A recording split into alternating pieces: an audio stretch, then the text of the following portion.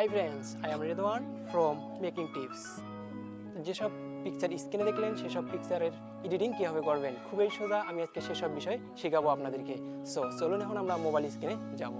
Mobile স্ক্রিনে যাওয়ার আগে আমাদের চ্যানেলটিকে যদি আপনি সাবস্ক্রাইব না করে থাকেন সাবস্ক্রাইব করেন, আর পাশে থাকা বেল আইকনটি বাজিয়ে দিন। চলুন গাইজ আমরা এখন মোবাইল স্ক্রিনে চলে যাই।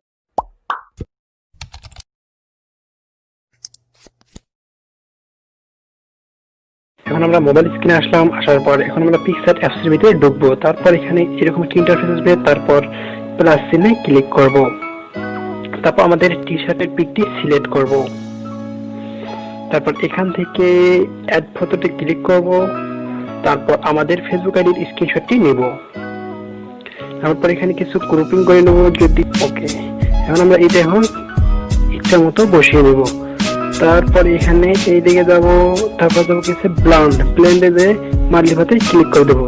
এই তো আমাদের খুব সহজে আমাদের ছবিটি এখানে বসে গেল। তারপর এখানে টিকমার্কে ক্লিক করব, তারপর এখানে অ্যারো চিহ্নতে ক্লিক করব, তারপর সেভ টু ক্লাস।